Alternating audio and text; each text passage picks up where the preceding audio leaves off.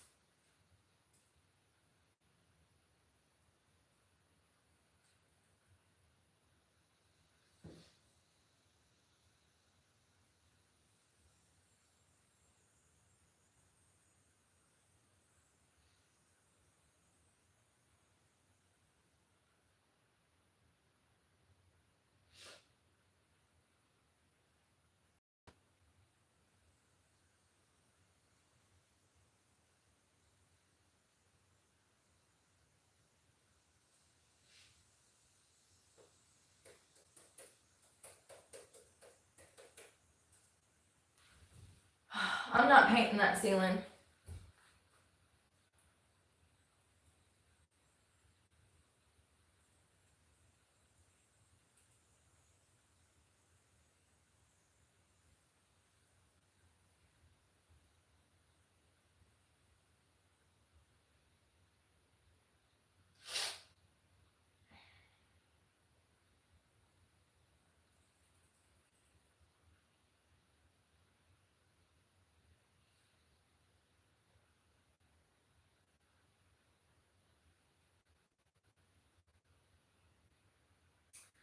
I don't know if my phone is gonna work with these doors closed. I don't think it does. Gotta open the doors so that I have Wi-Fi. And nobody around here knows how to be respectful.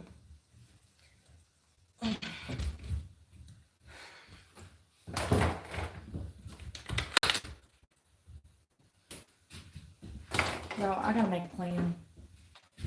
Like, seriously. This is not gonna work. Not even in the slightest. I literally am like up to my here. I'm like up to my here.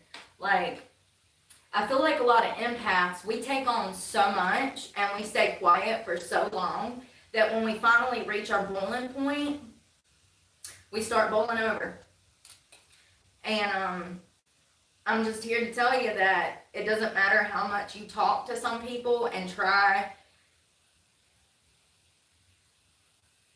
to relay your level of respect towards them in hopes of them in return respecting you. It'll never happen with some people. They are simply incapable of holding the same level of respect towards you that you hold towards them. This is not going to work. It's not going to fucking work. I'm not painting that ceiling.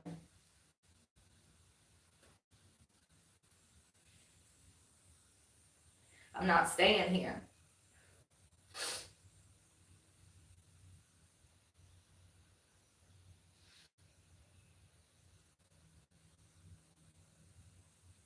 I don't know what that means for the winter. I don't really care. I don't really care. You know, as it turns out, I would rather die than be here. 100%. 100 fucking %. Do you hear me? That's my choice. I've already made it.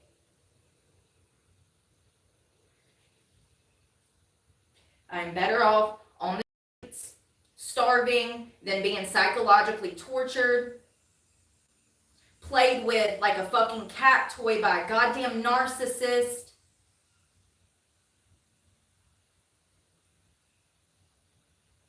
I don't know if you haven't been able to tell, but I haven't been well in like 10 days.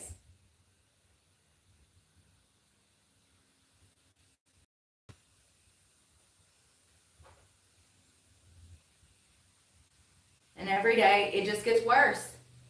And the only way it'll get better is to get myself out of this situation.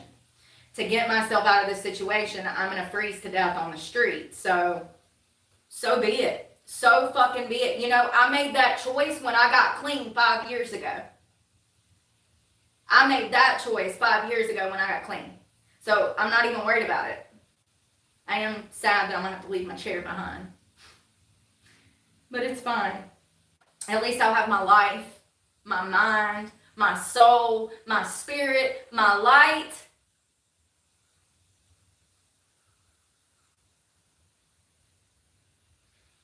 Oh, it's so, I mean, I'm literally so fucking mentally drained. I can't even begin. Emotionally, mentally, spiritually, physically fucking drained from just being around a fucking narcissist. Do you hear me? The thing about getting away from a narcissist, if you ever are subjected to another one, baby, let me tell you, you can see through all the bullshit all of a sudden. All of a sudden, you see things for what they are. You become a realist over fucking night. And then you literally can't deal with it. You physically get sick from the inside out. It's soul-sucking. It's life-crushing. It feels like I have hands around my throat fucking strangling me almost every minute of the fucking day. It's absolute hell on earth, torture in the most violent psychological form. I'm not painting that fucking ceiling because I'm not sitting here. I tried. And I am so fucking unwell right now that I can't sleep. I can't eat. My body is shutting down. I'm having health problems. I am being poisoned. This is what this does to the human body and brain. And this is why you feel fucking sick when you're dealing with a fucking narcissist. They're fucking vampires. They only care about their needs. And you know, ironically, more often than not, they have all of their needs fucking met. And they will literally suck the life out of you and everything good out of you. And they already have everything. You literally have nothing to give. And they will take and take and take and take and drive you literally insane. Literally insane. Till you don't even know which way is up, which way is down, what's truth, what's not. You've been so fucking gaslit and fed lies from the tablecloth that you actually believe some, you don't even know. You're fucking confused because narcissism. You're confused because of narcissism. This is the last day that I will be coming here upset over the same shit that I've had to deal with for over 20 years. As of tomorrow, I will be back out on the streets. I'm not dealing with this. I would rather die. This is death. Dealing with this is a slow fucking death. And you know where it leads to? Let me tell you, drugs, institution, and death. That's the only future I have on this goddamn property. Do you understand?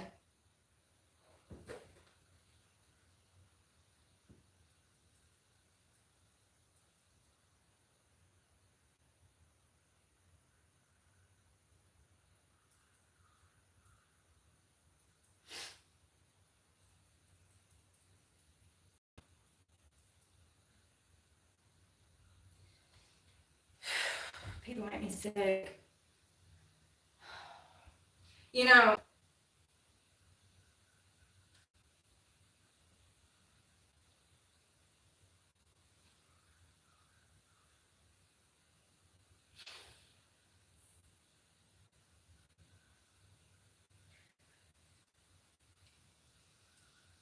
I do be questioning God sometimes, y'all. A lot. A lot, actually, especially recently. I mean,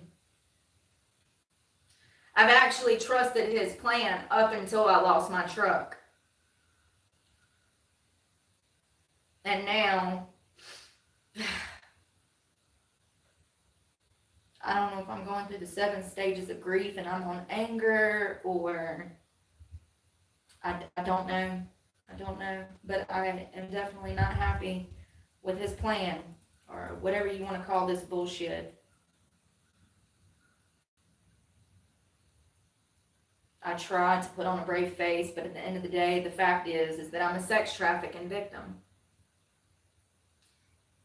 I'm literally shaking right now. My stomach is palpitating.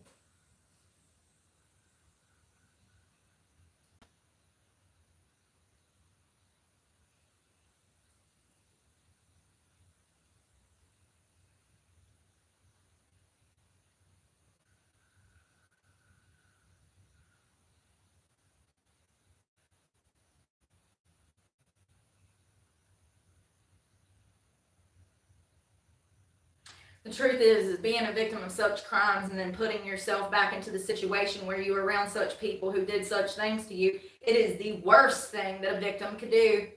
And you know, it's crazy to me how people on the internet are like, congratulations! And this is why I don't have fucking friends.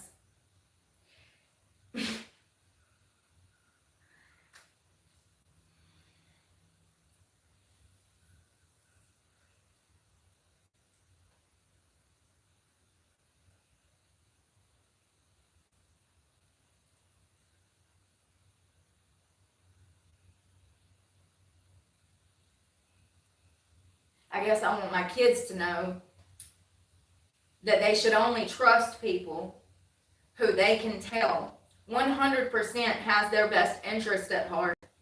And anyone trying to get you into drugs, alcohol, sex work, anything illegal, that's not your fucking friend. You know what? I wish somebody would have told me that when I was like 16, 17, 18, 19, 20, 21, 22, 23, 24, 25, 26, 27, 28, because I didn't know. Sure didn't. I thought everybody that come into your life that wanted to help you was trying to help you. I didn't understand how birds of a feather flock together and people will get you into nefarious shit if you're hanging out with them. You don't need everybody's help. And more often than not, when people are trying to help you, they're really trying to use you. If you're a pretty girl.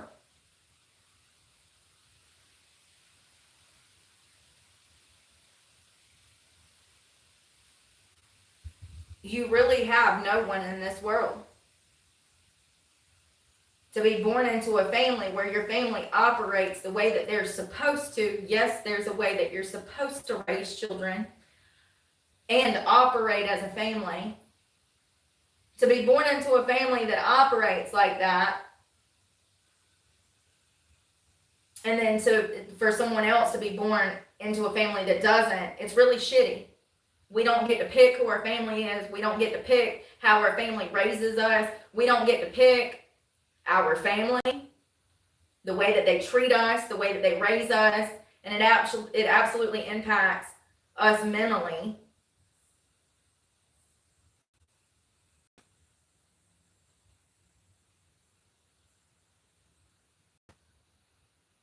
It really sucks that some people get the shit into the stick. You know, I saw an advertisement. What was it for? Hold on, let me think. It was on YouTube.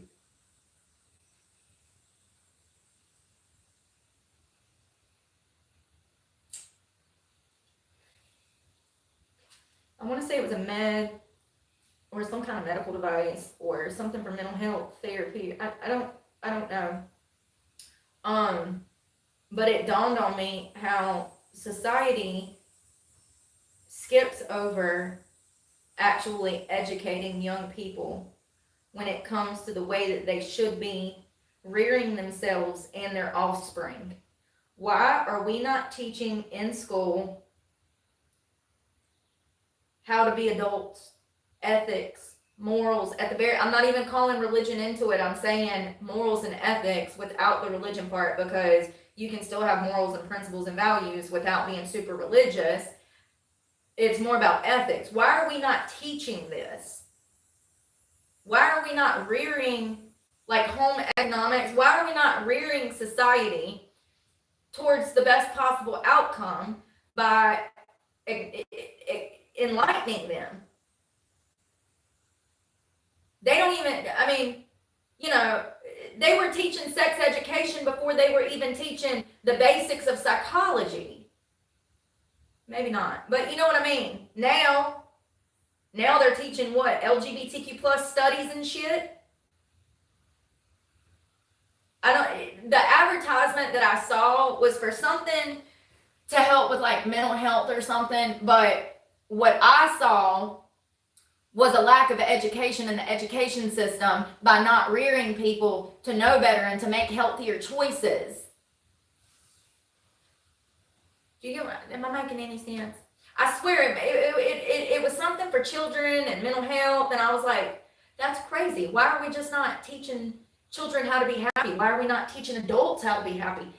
Everybody's looking to the fucking secret of happiness. The secret of happiness starts intrinsically in you. Confidence comes from identity. There's no book, there's no course, there's no map. It starts in you. It starts with addressing who we are, our nature, our purpose, our intent, all that shit. And that's what we don't do. We don't do none of that. We don't even talk about these things anymore.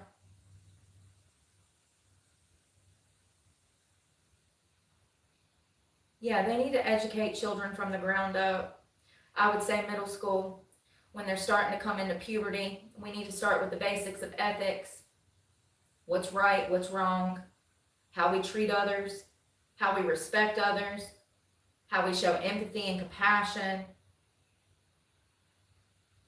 how we should be guiding each other to be the best versions of ourselves that we can possibly be, how we should be guiding each other into positive things. That'll never happen. Cell phones have taken over. It's nice in theory. Well, I know one place they will be doing something like that. That little white community out in Nevada. Y'all seen that? It's a whites only community. Where is that? Whites only town. They're taking applications if you and your family would love to go live in the, I'm trying to tell you where it is. Arkansas. Is that it? Yep. So these two guys together, and they're the founders, and yeah, pretty much they're taking applications in the Ozark Mountains of Arkansas. They are a small group of homesteaders. What the flip? This might hurt hand too if you don't stop. The door's swinging open from the wind. So they built all of these houses on this property. They've set up horticulture, agriculture, and pretty much they plan to live off the land and just have a bunch of white people in this community. They've been on a bunch of podcasts lately. I think the Hodge twins had them on. I think that I saw them. I think it was Fox News. Yeah, they're called Return to the Land, and their goal is to do just that. They want to return to the land, and yeah, it's crazy. It's really crazy because people are outraged about this, but they have whole communities now, specifically, especially with massive migration and massive immigration. We have whole communities up in, Springfield, Ohio, that's nothing but Haitians in the town now, so like, this has been going on for a while. Whether, it's okay for other communities to do it, but it's problematic when white people do it. What is that? What is that?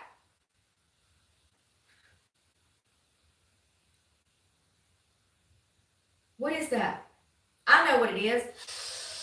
It's a double standard. And you know, it's crazy because I feel like during the Obama administration, what did they do the entire time they were in office?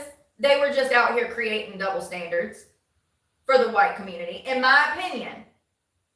In my opinion, you know what an opinion's like. They've been out here creating double standards in my opinion, for white people. That's what the Obama administration did, in my opinion. They made things worse. Prior to that administration, I grew up in the 90s and the 2000s. I grew up in foster care with primarily black families.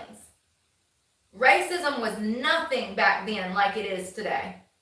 And I think a lot of that is perpetuated by the internet. You know, people can get on here and they can be under fake screen names and they can talk crap and they can, you know, and we don't know who they are, and it makes them feel like they can, it makes that hate within them fester.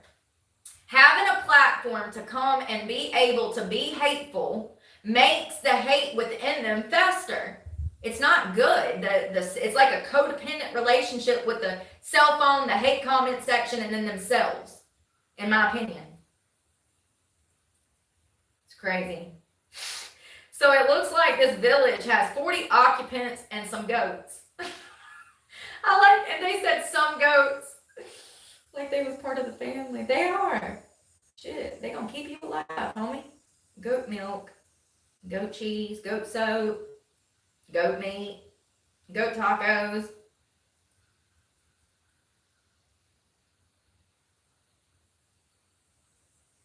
Yeah, it's wild. I saw that a while back. It's still in the news. They're still talking about it. There was an article day before yesterday that dropped on it. I don't know why.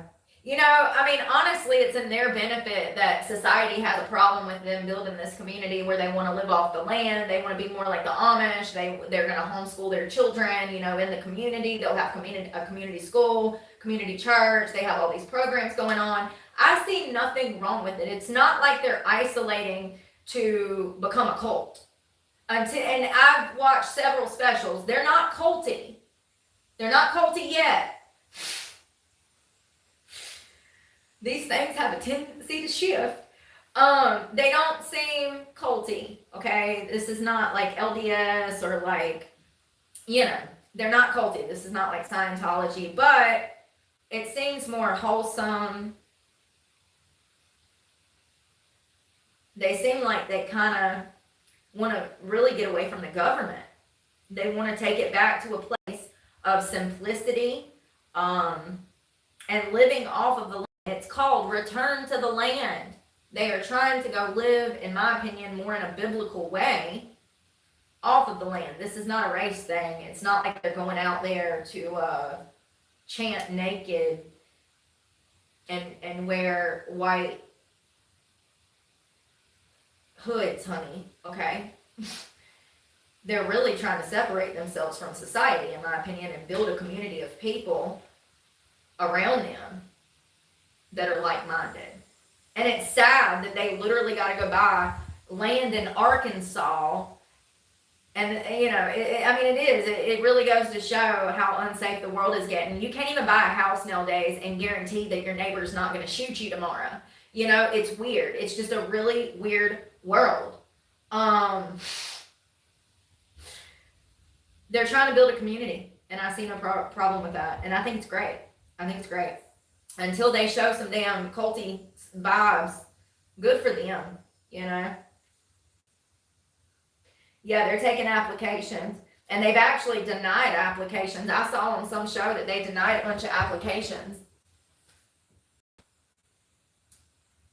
Oh. Yeah, of course, they want to make it a race thing. Everybody wants to make everything a race thing. It's crazy. It's really crazy. You know, and it goes to show how people's races bother them. When that's the first thing they jump to, it's because they're telling you what is on their mind. What have I always told y'all? The first thing that comes out of a person's mouth is what is on their mind.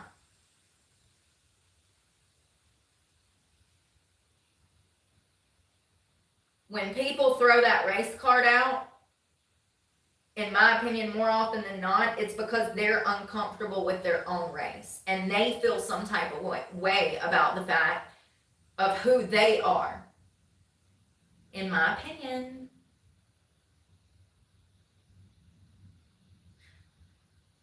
So it's crazy because, you know how I'm always saying, like, I'm a realist? I was like, I'm a realist, blah, blah, blah, blah, blah. So the reason I said that was not because, like, I knew that it meant that, like, I saw things in a more practical way, but I didn't know the extent. The reason that I say that is because someone used to call me that all of the time. They were like, you're just a realist. No, you're just a realist. So it's a person who accepts a situation as it is and is prepared to deal with it accordingly. Hold on one second. There was a difference in philosophy. Hold on one second. That was really interesting to me. Oh, an idealist. Yeah, that's the problem. That's the problem. This brings me to my point. We got too many damn idealists running around out here and not a damn enough realists, and that's what's wrong with damn society. Everybody's living in a fantasy world. Everybody.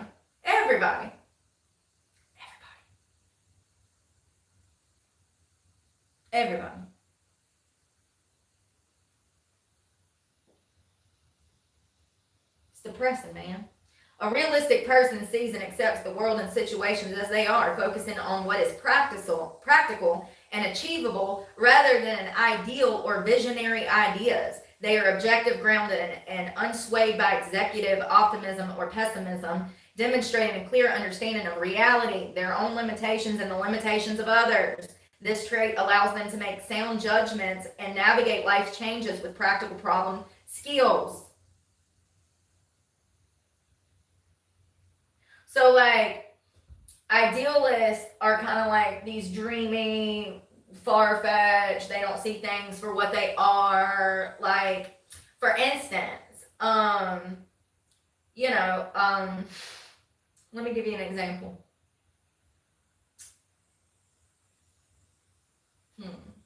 Okay, like the Carmelo Anthony situation. A realist is going to realize that, Carmelo stabbed Austin Metcalf and killed him for no good damn reason, and this was not a case of self-defense. Idealists, who tend to be on the left in my opinion, they're going to be the ones that are like, oh no, it didn't happen like that, he was getting bullied by this white kid, and they're going to make up all this story, and they're going to be dreaming over here, and they take it as word in their mind, by the way. Two different type of people in this world. People that see things for what they are, and people that don't. People that are daydreaming about bullshit and making up lies. And that's really not what an idealist is. I'm kind of like being facetious in a manner, but you get me. It's crazy because idealism focuses on how the world should be, emphasizing on ideas and possibilities for a better future. Doesn't it sound like they operate on feelings? Ain't it crazy? I feel like realists operate on facts and idealists operate on feelings because that sounds really emotional. Possibilities. I'm not saying that we shouldn't dream for a better tomorrow. We absolutely should, but we have to do that in a realistic manner. You will never be a cat. You'll never be able to be a cat. Ever. You can go piss in a litter box. You can change your name to Mr. Meowie. You can put on furry cat ears. You can prance around like a damn Persian, okay? You will never be a cat. Realist.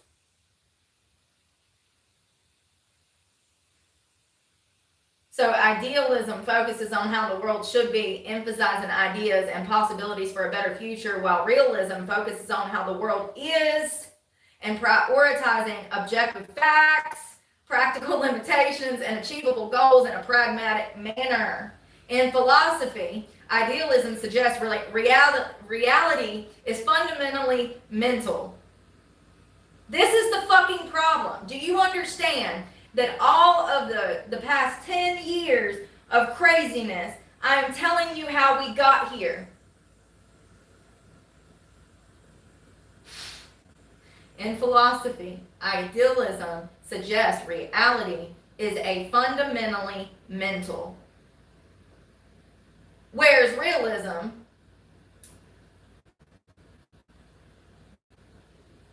realizes an objective world independent of the mind.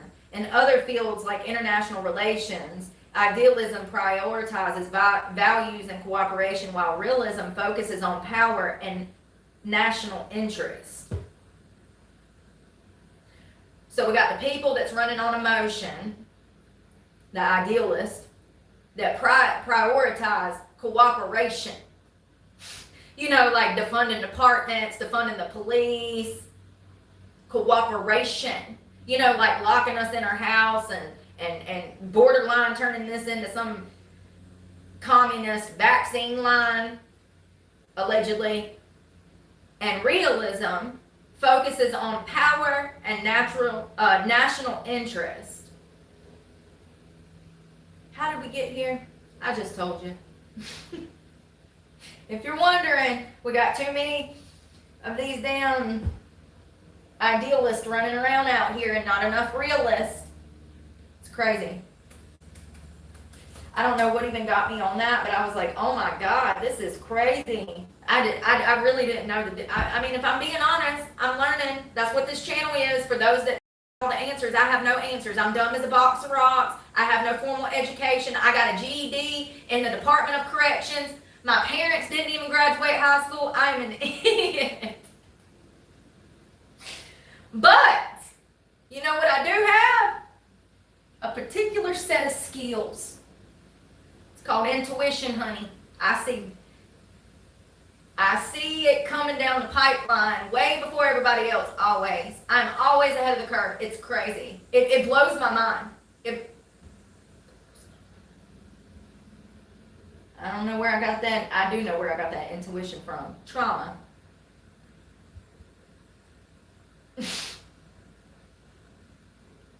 Yeah, I ran across that and I found it so interesting. I was like, this is the problem. This is the problem.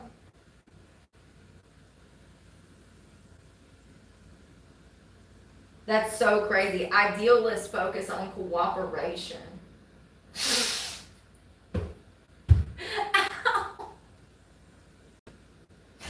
Cooperation. I can't believe I was ever part of the left. Oh my God, cooperation. We do not negotiate with terrorists over here, okay? It just so turns out there's a lot of people that works for the U.S. government that act like they're damn terrorists. They really do. They're trying to kill us, y'all.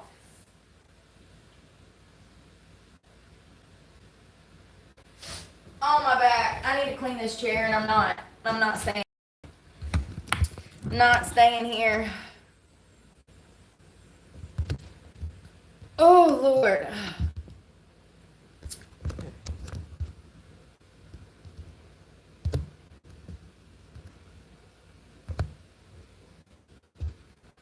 Me neither, Ty. Never lived in a fantasy. Shit's wild.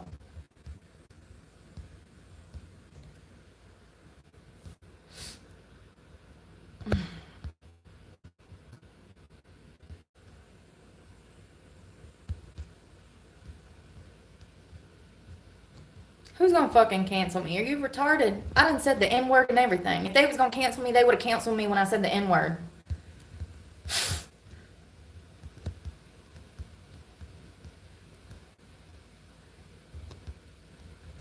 People are wild, y'all. You too, Amber. I hope you're having a good day. Hope you're having a good day. I'm wondering if this will work with these doors shut.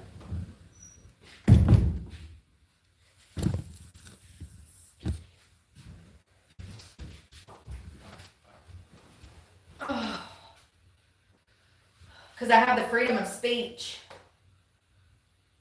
I wouldn't recommend anybody say it. I'm not promoting it. I think it's an ugly word. End of the day, your First Amendment right means more than anybody's feelings, and you need to remember that to protect your rights. You need to remember that to protect your rights.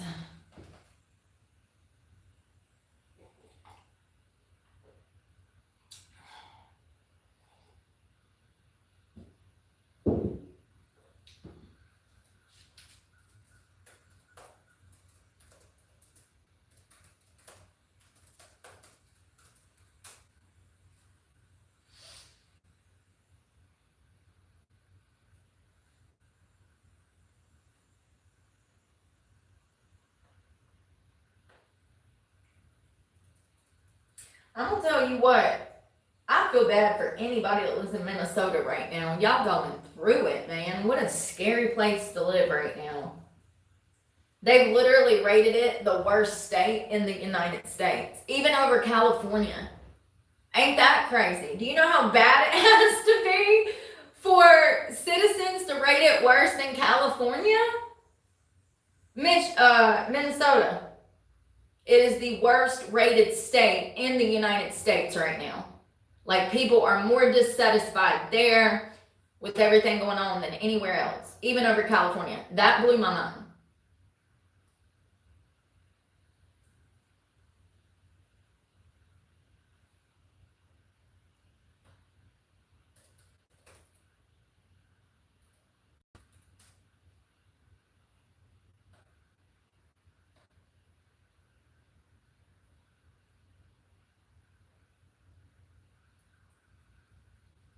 My hand hurts.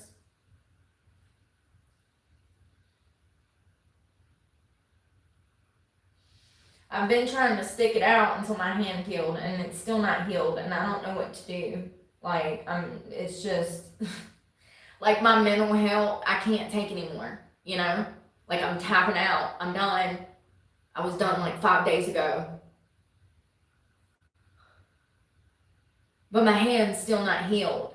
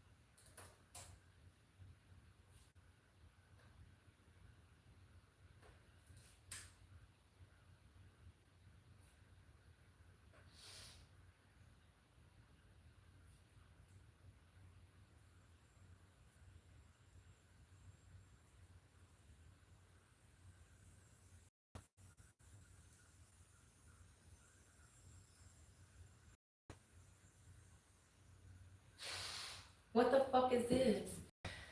Y'all, sometimes I be finding good shit on the damn internet. Hey, Erica.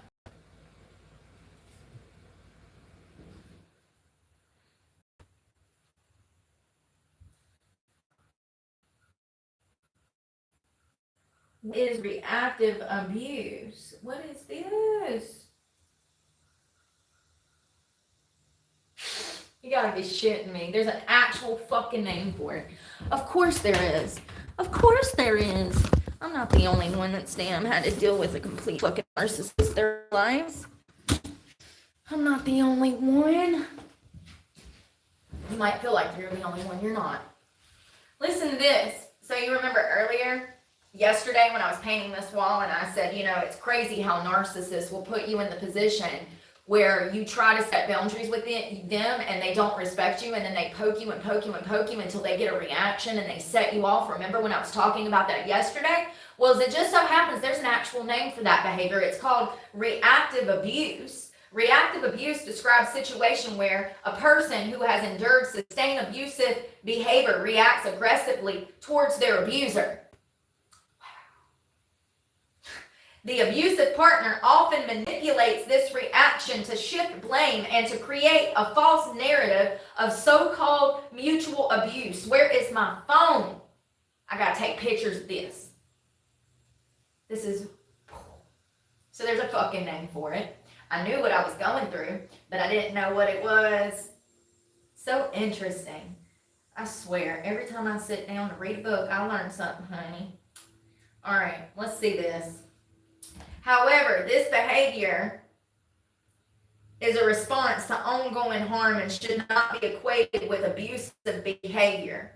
So it's saying this behavior is self-defense. Hold on 1 second. Antagonism. The abuser deliberately provokes their partner, pushing them to react in anger or frustration. What do I tell you? Any attention is better than no attention. These habits may not seem harmful initially, but they can eventually cause a person to hit their breaking point. Ding, ding, ding, ding, ding, ding, ding, ding, ding. Up to here. Have been for like 5 days. I mean, it's sad when you can't even eat or sleep or think straight.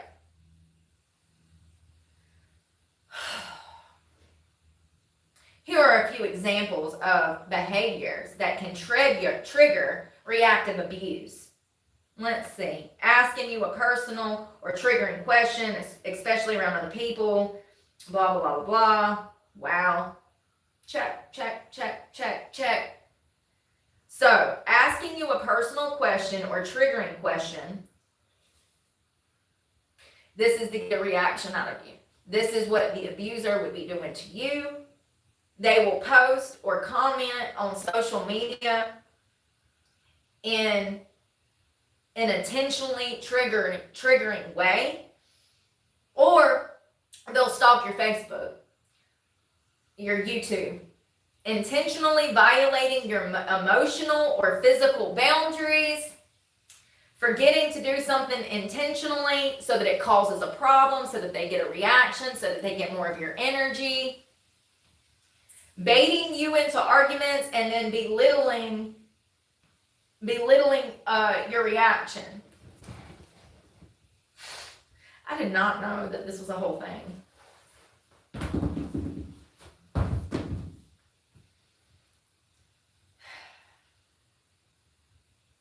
So, proof. Once the partner reacts, the abuser quickly seizes the opportunity to use this reaction as proof that the partner is the abusive one. This can involve recording the outburst on video, taking photographs of any physical responses, or simply recounting incidents to friends, family, or to authorities in a way that frames them as the victim. By capturing these moments of reactive behavior, the abuser constructs a narrative that supports the vision of events and shifts the attention away from their abusive actions. Abuse is fundamentally about power and control. The abuser, who holds the most power in the relationship, will use their partner's reaction to manipulate and control the narrative. And I want to be very clear that this can be in so many settings. This can be in so many settings. This could be a relationship. This could be a friendship. This could be a family member. This could be an elderly person that maybe you take care of. This could be in so many different settings. This type of, what was it called? Reactive abuse, where someone intentionally is pushing your buttons or trying to set you off, or they're trying to bait you into an argument, or they're not respecting boundaries just to set you off. This could be in so many settings. It's not just a relationship. I want to be clear. It's crazy. I didn't even know there was a name for it. By betraying the victim as the primary aggressor, the abuser not only avoids accountability, but also reinforces their control over the narrative of the relationship. This manipulation can only leave the partner feeling isolated, misunderstood, and doubting their own experiences of abuse. And I can assure you that that's what this is about. The abuser shifts the blame onto their partner, claiming that the relationship problems or conflict are due to the partner's aggressive behavior. It's crazy. Crazy.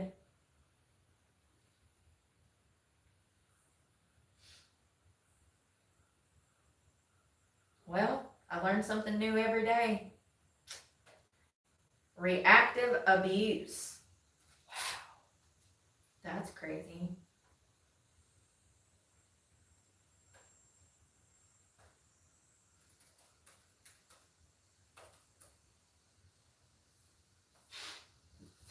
Yeah, I can't stand people that want to poke and poke and poke and poke, and then when you finally say something or you clap back, then they have a problem. They want to be like, oh, you're the bad guy.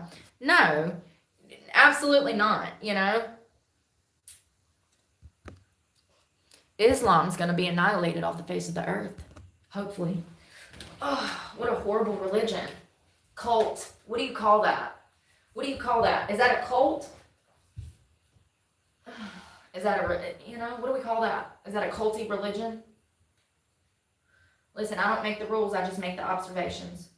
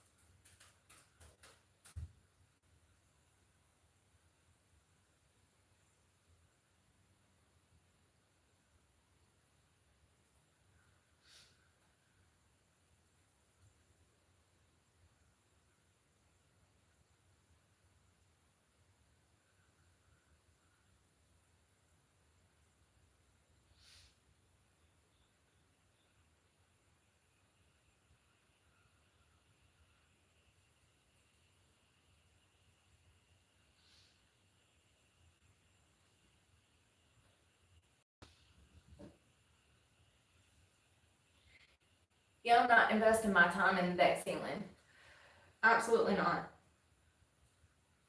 I've almost fucking went insane this week.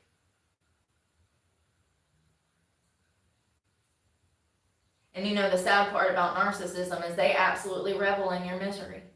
That's what they want to do. They want to steal your happiness. They don't want you happy. They're mad at you. It's crazy.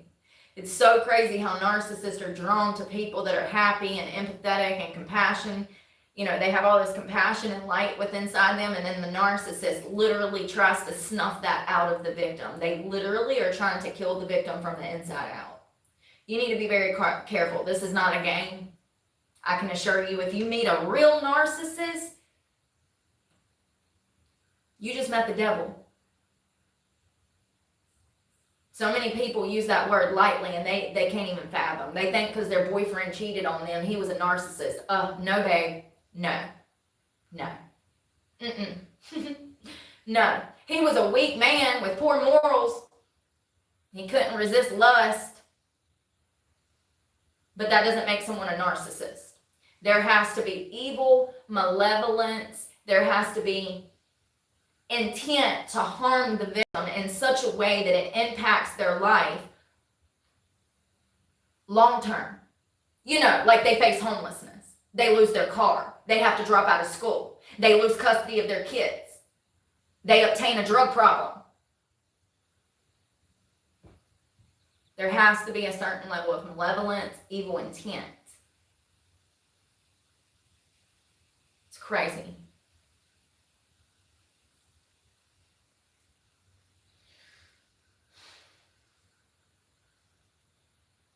So I'm going to read you this article that I found last night because I found this interesting, and it's like literally the only article on the internet that even touches on the reality of the way that things are, and that's really sad because sex crimes are on the up and up. Women and children being trafficked throughout the United States and around the world, that is at an all-time high. These problems are actually getting worse. I don't know who said they're getting better. They're actually getting worse, sex crimes. So I want to read you this because, as I've said in the past, it's really disturbing how many people think that prostitutes want to be prostitutes. I will die on this hill. I've never, and I've met dozens, I've never, and probably hundreds of sex workers, from prostitutes to strippers to porn stars. I'm opening these doors. I've met some of the United States most elite porn stars out in California. So, I've met maybe thousands of sex workers throughout the United States, from California to Florida, Georgia, South Carolina, Virginia, you name it, okay? I used to travel dance, and so I met all of these girls. Not only that, I've been to California, and met porn stars. I've met girls in all walks of life, all walks of sex work. And it's crazy to me how people like Bonnie Blue and Lily Phillips can get on the internet and perpetuate this idealism of sex life going future. And they're brainwashing the generation into thinking that women want to be treated like dogs. It's crazy. It's absolutely crazy. I don't know about you, but you even look at me sideways and I'm going to come at you crazy. So don't think for a moment that I would allow somebody to disrespect me. And women really need to stand up and start defending themselves and having respect for themselves, because I'm here to tell you, society is trying to dog you the hell out, girl. They are. They're hoping that you take their meds and their drugs and you just fucking spiral and spread them legs and just pass that thing around like grandma's candy dish. That is what society tries to do to all women. It's crazy. No prostitute has ever wanted to be a prostitute. I don't care if they sit at the Bunny Ranch with $20 million in the bank saying that the Alice Little, if you want specifics, there's a girl named Alice Little who looks like a child, and she made millions off of looking like a child at the Bunny Ranch in Nevada, and I think it's the Bunny Ranch. I could be wrong on which brothel it was. It's sick. I don't care how much she wants to say, oh yeah, this is what I wanted to do. Bullshit. Bullshit. Any woman that says that is blatantly lying, because they don't want to not only admit the truth to themselves, but the truth to society, that they had to spread their legs to make millions of dollars, and not only spread their legs, but harm themselves. Let me be very clear. With this type of behavior comes detriment to the body. That's another thing that porn stars, sex workers don't talk about, okay? We're talking about horrible STDs. We're talking about women having other health problems, and not to mention just problems in general. You know, I told you about the girl I met in California that couldn't even sit down when she came back from a filming. She was a porn star. She could not even sit down. That's how bad it hurt. So, you know, I blame people like Lily Phillips, Bonnie Blue, the degenerates of society, for saying that this is what they want. It's so interesting to me. After Lily's first GB, she immediately cried. What'd she do? She broke down on camera, ran in the bedroom, shut the door like a teenager, because she is. I have hope for her. The other one is a soulless succulent, okay? She's is that what it's called? That's a plant, bro. Succubus. She's a succubus. She's a succulent. I mean, she's got so much Botox, she does look like she's turning into one of them damn Dash fake plants for your car. Listen, succulent, succubus, same thing. That's so funny. Anyways, I want to read you this because I'm going to die on this hill that women do not want to be in the sex trade. They don't want to be in sex work. They don't want to be stripping. They don't want to be prostitutes. They don't want to be on OnlyFans. They don't want to be flying to Dubai for porta potty parties, okay? I just want to be clear that none of these women want to be doing this. The only reason they're doing it is for money. I'm trying to break through the illusion of what this is in hopes of people having maybe more respect for themselves and also for their sexual partners. Like, we are not supposed to be having multiple partners in a lifetime. I don't know where that started from. Where did that start? Did that start in the Quran too? Probably. Not okay. Not okay. So sex buyers, pimps, and traffickers are delusional. Narcissist murderers of innocence. Sex buyers, pimps, and traffickers are delusional. Narcissistic murderers of innocence that malevolently, keyword, malevolently, groom, then prey upon people who are often victims of child molestation and sexual assault. These vulnerable people also tend to struggle with substance abuse, mental illness, and most of all, financial insecurity. They need you to be broke, down on your luck, have no family, have no resources. That's the way that they're able to put you in this position. When a sex buyer pays for sex, they murder the spirit of someone that is often scared, alone, and defenseless. As a survivor of the sex industry, I can now see that these predators for who they truly are, sick people who are even more twisted than serial killers. For even though the spirit of their victim has died, their body lives on in a hell of unserved by even the most dangerous person. Their body lives on in a hell undeserved by even the most deranged person and relives the nightmare of simply existing every single day. Most supporters of legalizing sex work are sex buyers, politicians, which are the clients, and most recently, and perhaps most ironically, privileged offspring of famous or wealthy people who have never been in the financial position of being forced into a situation where they are sexually assaulted by someone that they have zero romantic interest in simply to survive.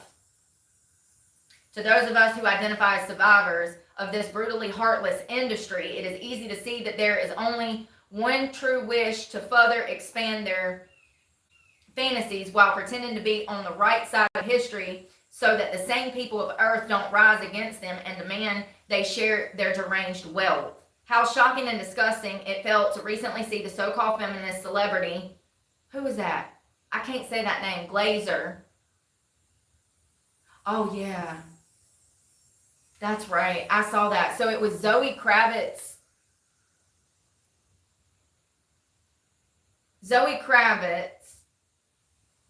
She made some comments. She said sex work is real work.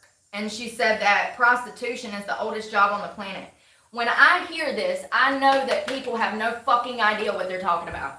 The moment that, if I was to ask somebody their opinion, do you think prostitution should be legal? The moment that they say, oh, it's the oldest profession on earth, I'm just like, ugh, makes me sick. Do you know how stupid?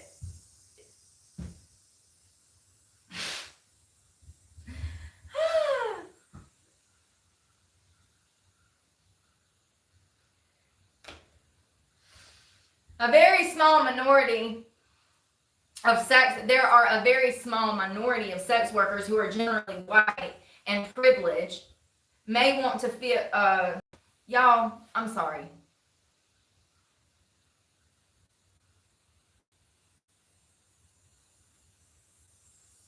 Oh, a very small minority of sex workers who are generally white and privileged may want to see it decriminalized. However, the vast majority of sex workers are in it involuntarily.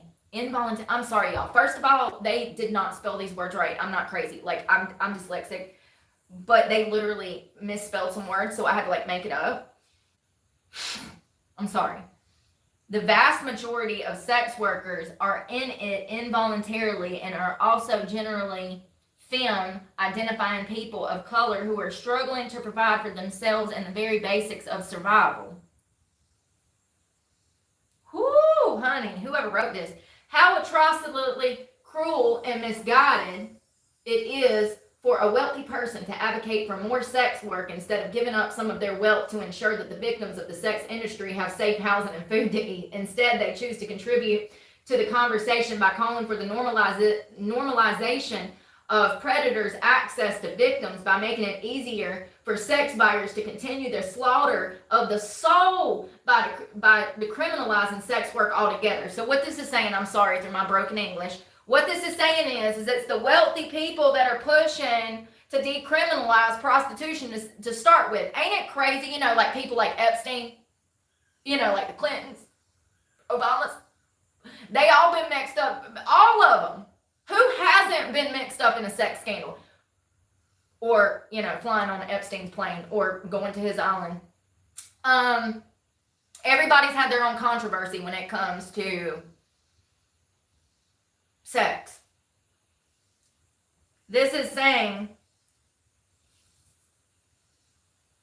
that it's the rich people that are pushing for this, and they are not thinking about the victims of this.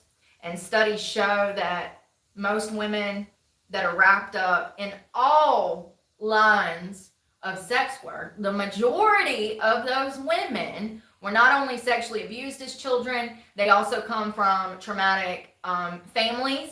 There's more than just sexual abuse. A lot of them don't only have sexual abuse. There's other abusive markers that happen in their life.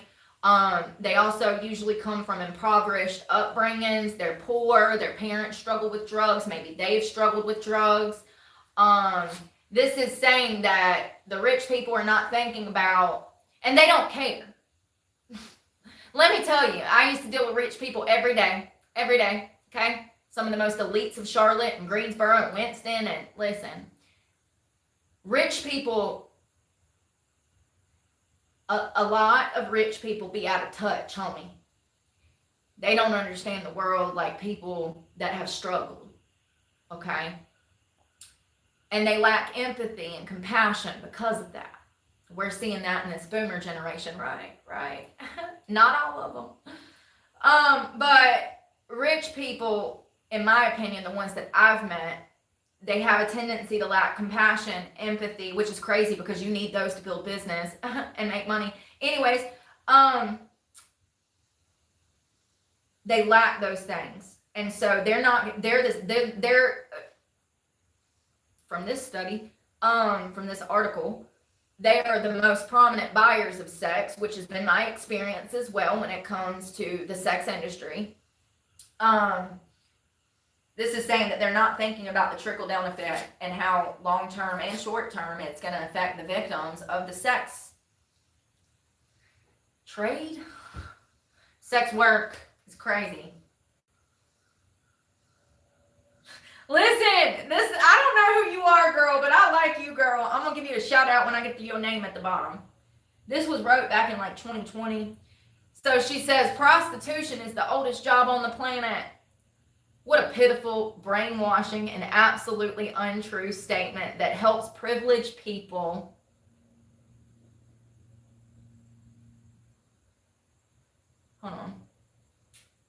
wash their hands of the responsibility to actually be helpful to those in a less secure financial situation. Amen. They're preying off of them. Prostitution is not a job. It is a death sentence for joy. Girl, it's a death sentence for joy. Prostitution may be possibly the oldest form of exploitation and degradation of people on this planet, but even in that statement, it isn't rooted in reality. Oldest job on the planet, try basket weaving, or herbalism, or hunting, or singing, or nothing for that matter. Jobs only exist under capitalism. Gifting economies in most indigenous language don't have a word for prostitution because it doesn't exist in an egalitarian society. Shut up. And the myth of the sacred prostitute has been largely debunked. Prostitution is largely not native to the natural world and certainly is not an empowering form of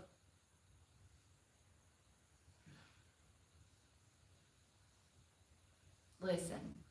It was denounced by a bunch of indigenous groups because it was wrong. Prostitution is a product of the delusional colonial. Oh shit. You know what? I do. Yep. Yes. Y'all know I ain't no man hater. Y'all know over here I see both sides. However, I do believe this is because of male, colonial male supremacy. I don't want to call it that. What is it? It's because they're fucking horny and they have no control, Karen. It's not all about supremacy. It's as simple as they were horny and they have no control. So they built a system of being able to gain what they wanted from certain communities of people. I mean, it was an opportunity that they seized the day to assist their own wants and needs. It doesn't have to be as deep as freaking colonial supremacy. Listen, let me tell you something. My papa, he fought in one of the wars. It was like 100 years ago. And actually it was like 125 years ago. Anyways, him and my mama was together for like 60, 70, 80 years. He died at like 100 or something, 98. And then she died at like 98, like 10 years later. Listen, they was together for forever. After he passed away, she told me that he had a mistress across town. And he was with this girl for years. And he would help this girl out financially here and there. She had her own place. And my mama always knew where he was at when he went home. She knew he was over there at that woman's house or at her job because she worked at one of the textile mills. And she didn't say nothing for like 60 years. And then one day, 10 years after he died, she's like, hey girl, let me whisper in your ear. And I'm like, what the fuck? Like, you just gonna drop that on me? Like, she had never told me no secrets like that. You know what I mean? I mean, it was shocking. Infidelity, sex work, sex trade, whatever you want to call it, it's been going on for centuries. I do agree with the writer of this article when she says that it started from colonialism. It started from the beginning. I do believe that. And, it was probably brought here from elsewhere. There's been brothels all over the world for centuries. So I get what she's saying. I'm not that far left though, and I'm actually neutral. But she's trying to say that the prostitution was a product of male supremacy constructed during the colonial times here. And it was designed to exploit all of us women, blah, blah, blah, blah, blah. I don't know if I necessarily believe that because the country was founded on God and religion. And I do believe that our founding fathers meant that shit. However, they're still subject to human nature, honey, and lust is one of the sins. That's why it's one of the 7 deadly sins. That's how powerful it is. You know what else is powerful? Manipulation. But God didn't put that on that list. Lust is on that list. So that tells you how much more powerful lust is over things like, I don't know, manipulation. I don't know. There's other things that are powerful. Anger. Anger's not on there. Well, is it? It is. But you get what I'm saying.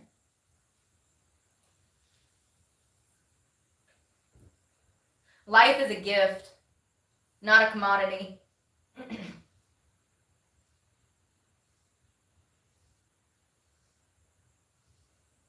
Perhaps the wealthy individuals who advocate for sex work to be seen as real work should invite actual survivors of the industry to live in their fancy home and watch them go through the agonizing and brave work of unraveling the trauma that has snowballed over their years, over 20 years. Even decades of rape for rent and emotional anguish at the hands of capitalism. Listening to their experiences of being assaulted in strip clubs, of being molested by their own fathers, or giving blowjobs to strangers without a condom for $50, then apologize. But not with your words, with your actions. Don't just say sorry. Be sorry. Feel sorry. And don't cry. This isn't about you. Still think sex work is work? Girl, who is this? Listen, she's definitely left-leaning, but I'm the mediator here. So, oh, you ain't got no name? Damn, you wrote that good-ass article, you ain't got no name. Damn, y'all don't give your writers credits?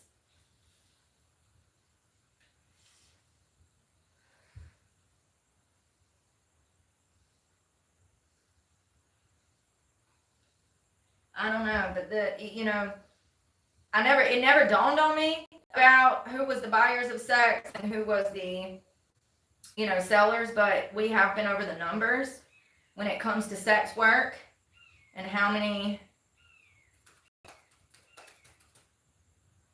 I'm going to pull it up so I can just tell you.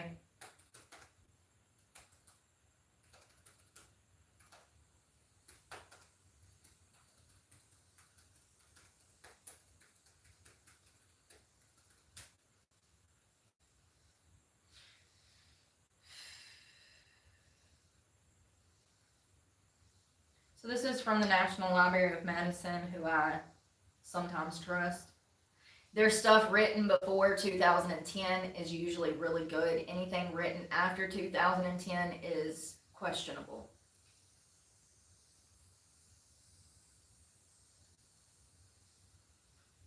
Y'all, I ain't even washed this chair. I hope these people didn't have roaches or a staph infection. I think it's fine. I mean, it's damn 20, 30-year-old chair, and it looks better than damn furniture I got in storage that I bought 5 years ago. So they clearly had a very clean home. I'm gonna wash it later. Although research has examined the impacts of childhood maltreatment among various marginalized populations, few studies have explored the relationship between childhood abuse and subsequent involvement in sex work. Why?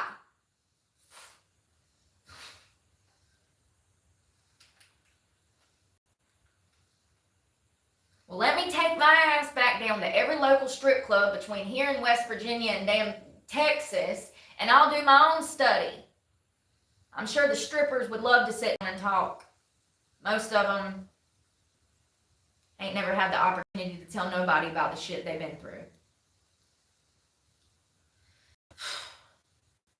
Few studies have explored the relationship between childhood abuse and subsequent involvement in sex work among drug-using, street-involved youth. In the present study, the relationship between the level of childhood maltreatment involvement in sex work were examined using the childhood trauma questionnaire as part of the extensive interview protocol in an ongoing prospective cohort study of street-involved youth in Vancouver, Canada between September of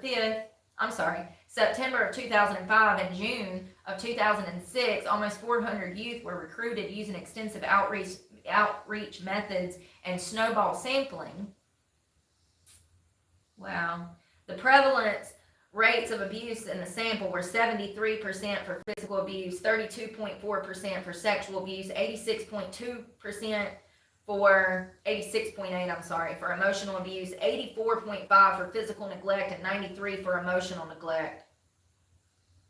The reason that emotional neglect is so high is because no one knows how they're supposed to behave. See, religion did that for the first few thousand years. Well, we've lost that now. And that's why everything's divided like it is. No one has identity, purpose, morals, values. They don't know what they stand for, so they're falling for everything. Most people's emotional needs, in my opinion, were not met as children because parents are not handed a handbook on how to raise children. We could fix that though by educating children from the ground up. Middle school, start during puberty, explain psychology, explain human nature and how we should treat each other as a whole, the whole world. It's interesting. 93 emotional neglect. Let's see here. Now these were children. These were teenage streetwalkers. And it says, sex work among drug-using, street-involved youth. So this is the youngest group of people that they could have done a study with. That's crazy. And it was almost 400 of them just in Vancouver. How many do you think it is now, 20 years later?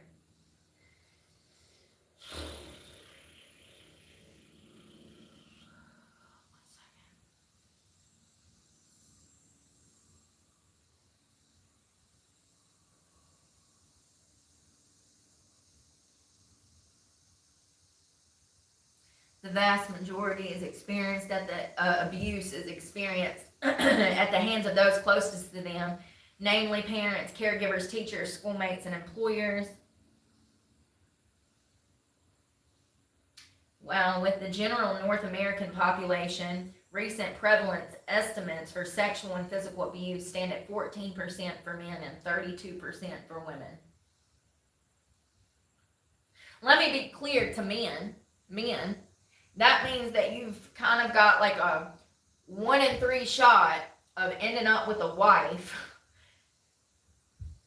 that has extreme trauma in her past, which is going to trickle down into the family. I'm not saying that people who come from traumatic upbringings and stuff like me, you can look at my life. This is why I say this. I'm a realist.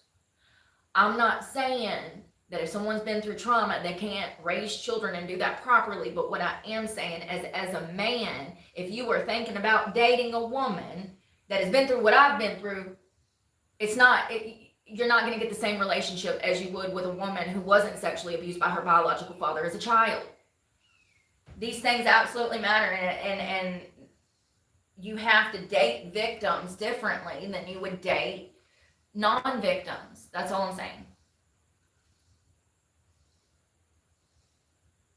So early sexual abuse has been linked to risky sexual behavior.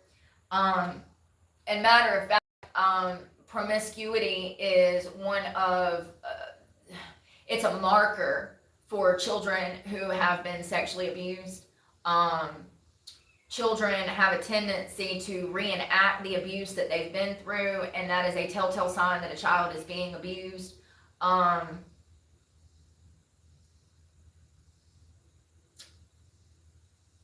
A lot of girls, hold on one second.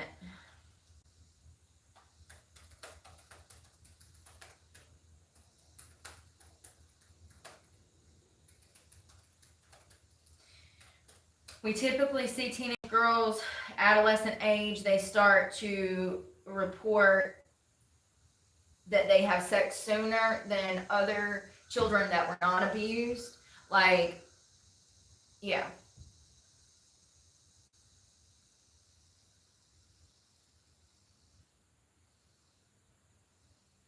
So, they did a study, and it showed that teenage girls that have been abused in childhood were 3.1 times more likely to get pregnant. They were also 2.3 more times likely to not use protection with the partner because they don't know better. Well, that and many other things.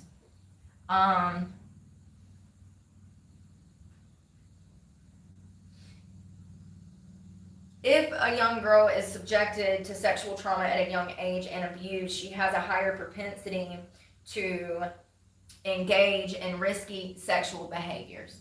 There you go. That's what studies show. They also have a higher risk to HIV and to drug use. So research has shown that childhood sexual and physical abuse significantly predicts engagement in sex work among selected populations. Female adolescent, drug using men and women, male and female adolescents. So pretty much everybody. Pretty much, you see how they differentiate that? Research has shown that childhood sexual and or physical abuse significantly predicts engagement in sex work.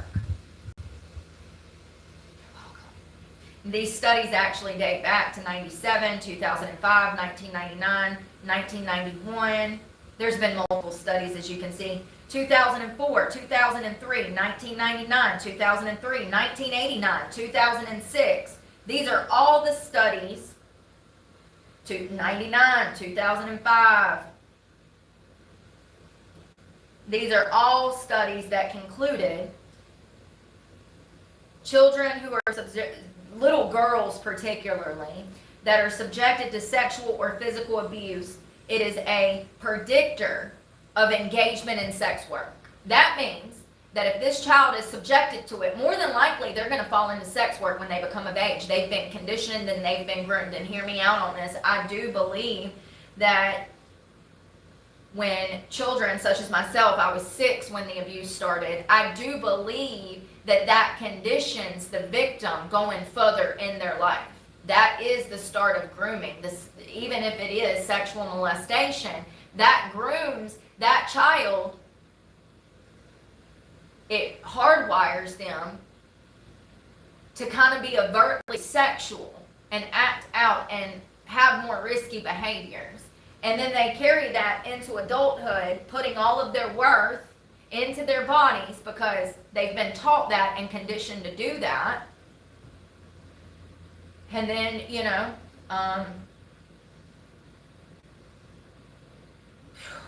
the Vancouver, hold on one second.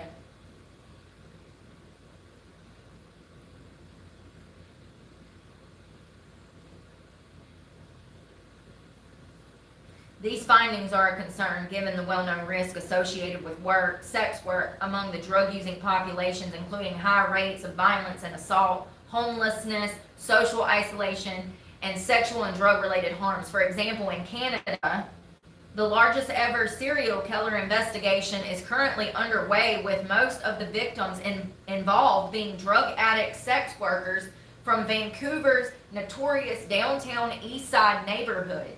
Many more women from the downtown east side have still not been accounted for. In all, there were at least 61 unsolved cases of disappearances of women since 1982, the most of whom were known to be drug users and sex workers. Although there are many known risks involved for both male and female workers, such as STDs, HIV, hepatitis, and potentially victimization and violence, the Vancouver tragedy underscores the most severe harms involved in sex work within heavy drug-using communities. Holy shit. What? You can't just drop that on me, homie. You dropped a bomb on me. Vancouver, 61 killed girls? Or was it just missing?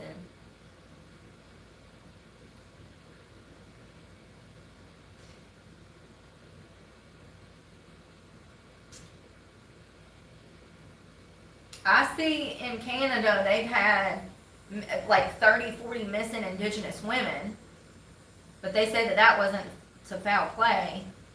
When the hell was this article written? Oh, this was written back in like, but it should still be coming up. Has anybody ever heard of that case? Hello? I've never heard of that case. That's crazy. Hold on, I got it. Listen, let me cook. Hold that thought.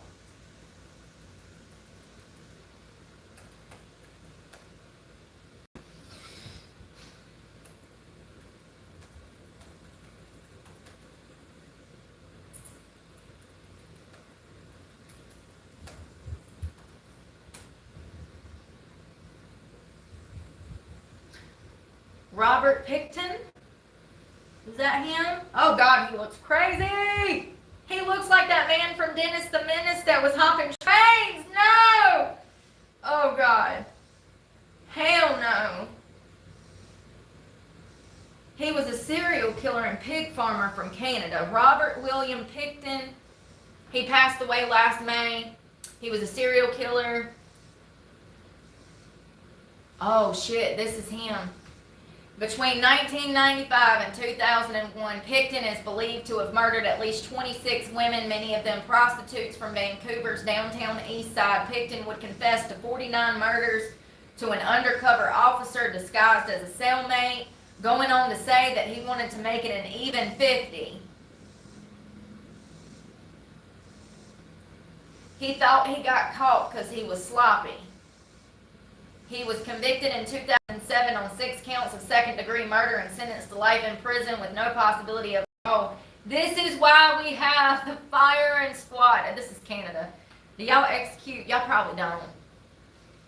You should.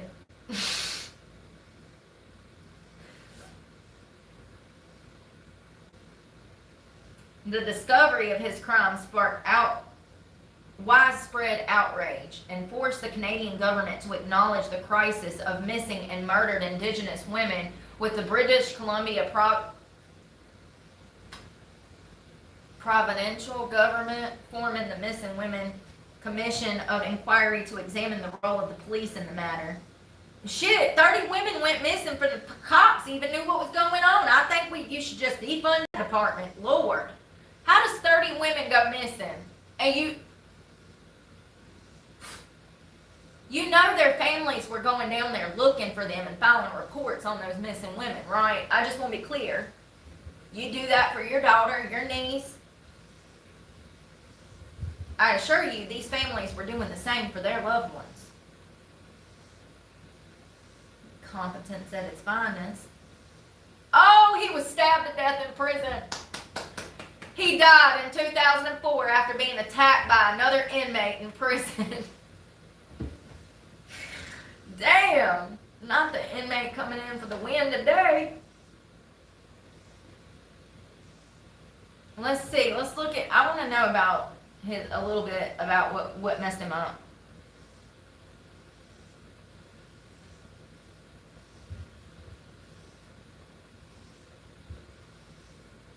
So they grew up on a pig farm.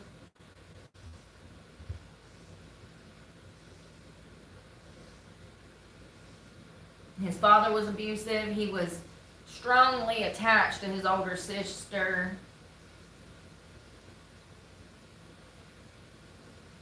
He apparently killed an animal as a child.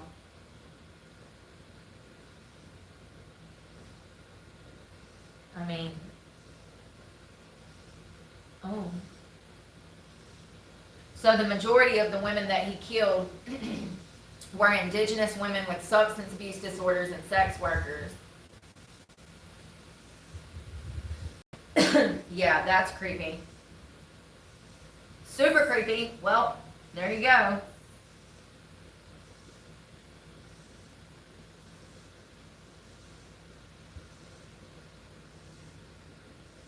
You know, a lot of these studies they did prior to 2004, they did not separate out the types of childhood maltreatment among the patients, and that's concerning because we can't get a good statistical read if we're not precise. Despite what is known about the potential link between prior abuse and engagement in sex work, a number of gaps remain. First, while the definition of child maltreatment in reporting legislation in many jurisdictions has expanded in recent decades to include not only sexual and physical, but emotional abuse and physical and emotional neglect. Few studies separate out these types of childhood maltreatment among participants. That's a problem. If we're going to be doing a study on childhood sexual abuse, we need to be specific when we ask the questions while doing the study. What kind of abuse were you subjected to? That's what they're saying.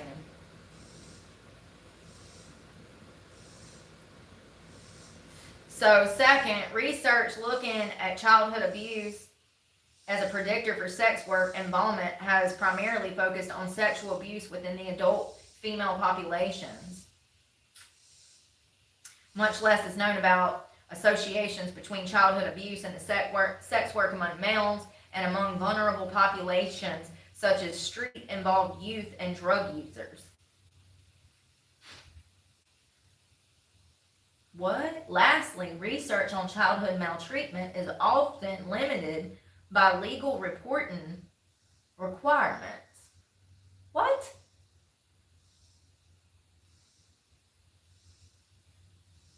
And because they're mandated reporters. Hold on.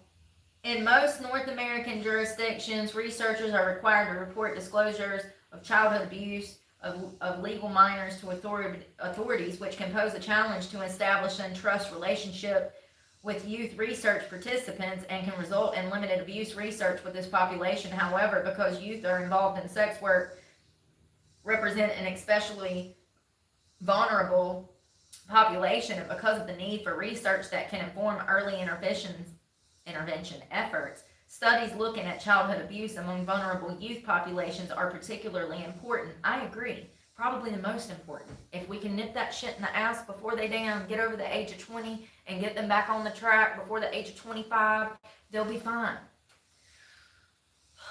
Once they make it over that 25 mark though, and it's going to be harder. This is crazy. I knew that there was correlations between, because I've never read this study before, but I knew that there was absolutely correlations between sex work and childhood sexual abuse.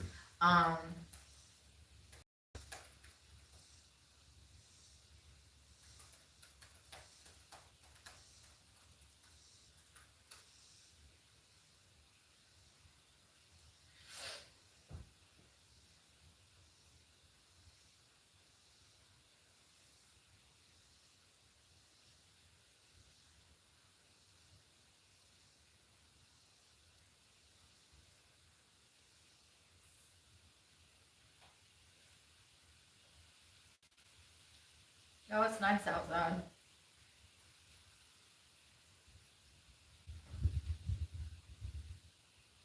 I need to eat. I'm ill.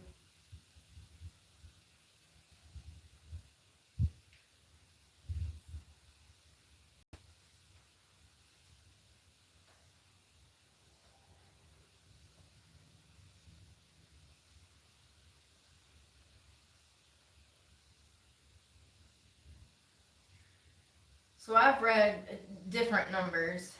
I've read between 60 and 99%. I think it's probably going to be where you're at and what club you're dealing with. But we had read here before, it was somewhere like 90 to 99% of strippers had said that they were sexually molested as a child. Regardless, even if it was 60%, it's a pattern.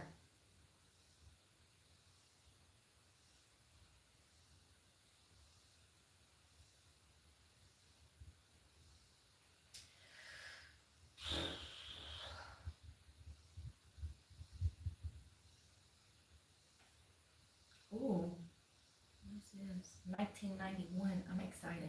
The older it is, the more excited I get. Because I know they're maybe not telling the truth, but they had a more propensity to tell the truth back then than they do today. They doctor everything nowadays. They just lie. Who do I need to pay for you to print some lies?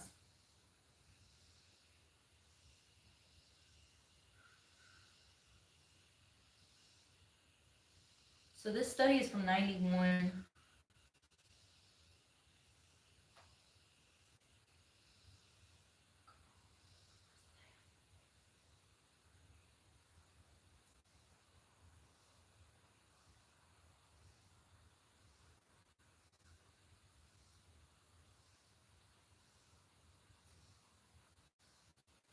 Oh, I can't gain full access to it. Damn, that sucks.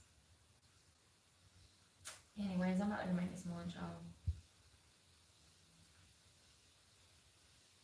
Sucks the internet don't work like I want it to. Like, you can't look up stuff like you used to be able to. It's made things harder.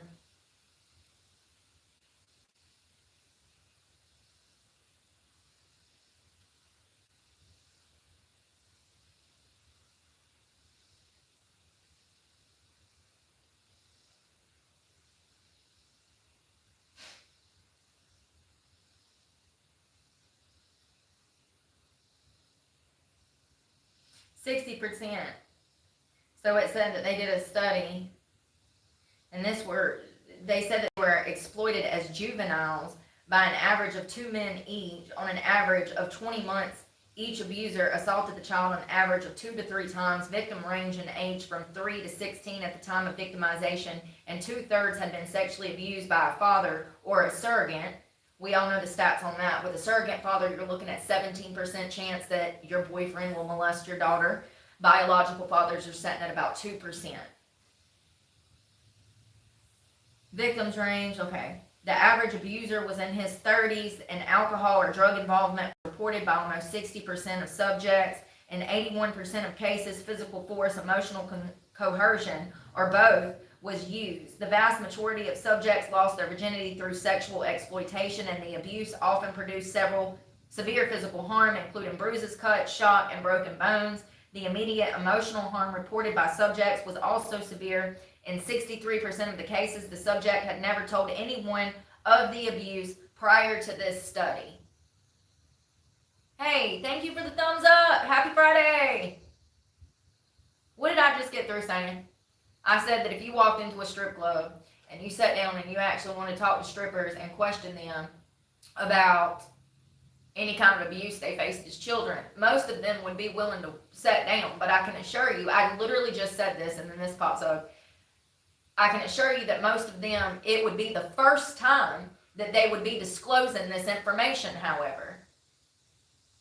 And this study says that almost 63, it said that the first time, 63% of these cases, the subject had never told anyone about the abuse prior to this study being done. So victims are being silenced. Of the 37% who did tell, 68% told their mothers, and only 2% reported the assault to the police. 2% reported to the police. Jesus Christ. Only 21% did the abuse stop after its disclosure, and in 42% of the cases, no action was taken. Jesus. What was this? This was 1988 virtual library, early sexual exploitation as an influence in prostitution. So they knew this shit all the way back in 1998 or 1988. Nasty.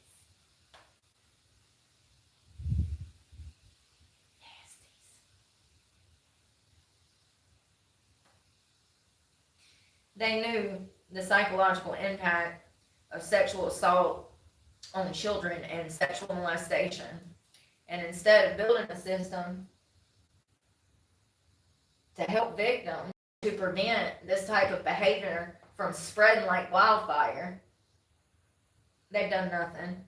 No, they gave everybody cell phones and OnlyFans and Pornhub, and hell, now your kid might get kidnapped off of Roblox. Thank you so much. Happy Friday. They're just jacks? Is that what that says? I need glasses. Thank you. This is crazy.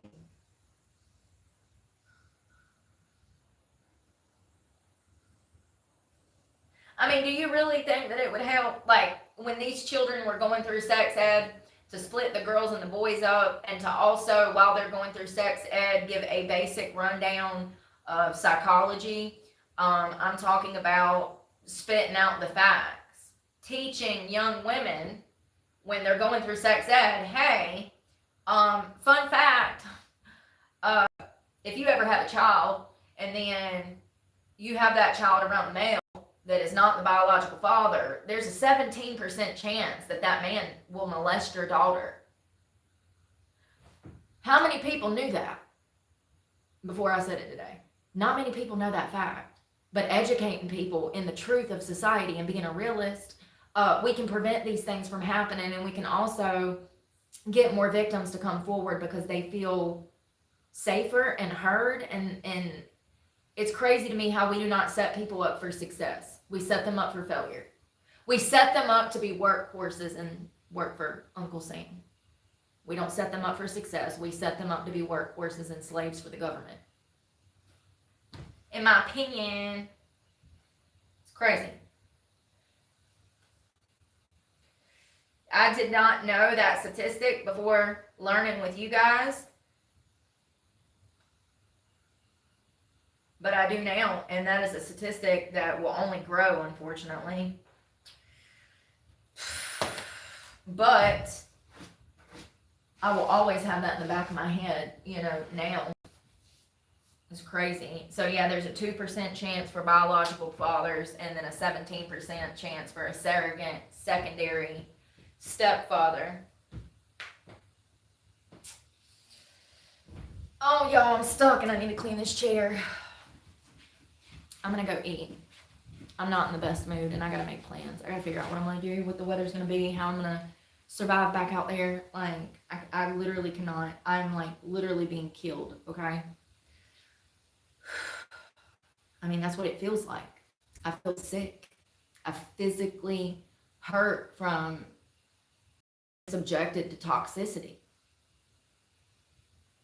You will never be okay unless you like completely get away from this bullshit, like anyone that's toxic, anyone that's bringing you down, anyone that's playing games with your future,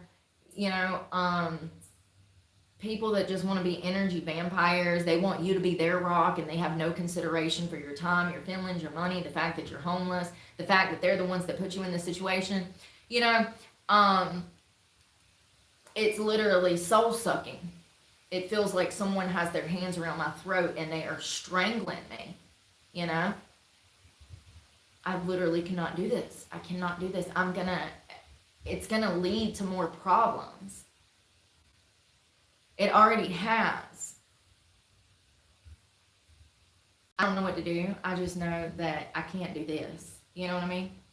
Like, I literally cannot do this, So, I'm gonna go. Oh, but before I go let me block all the people that don't know how to have a conversation. Ooh. I just want to go ahead and block all these people so I don't have to deal with them when we come back.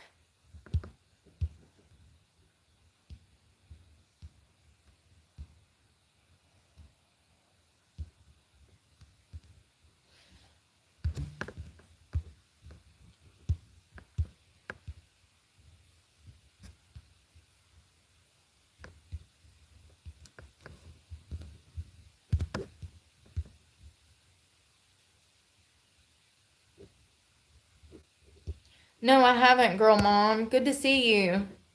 No, I haven't. What'd she do?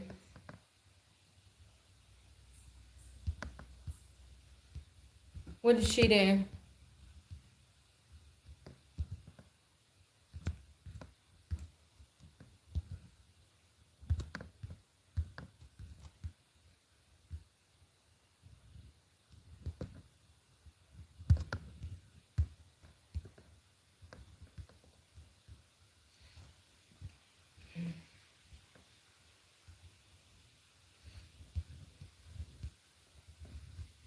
Hello, John. I hope you're doing well.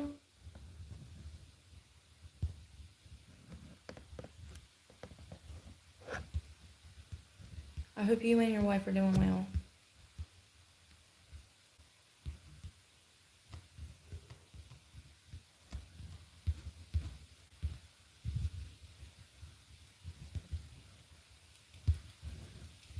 All right. Well, y'all have a good day. I'm going to go eat. Y'all be safe, and I will talk to y'all later. Bye.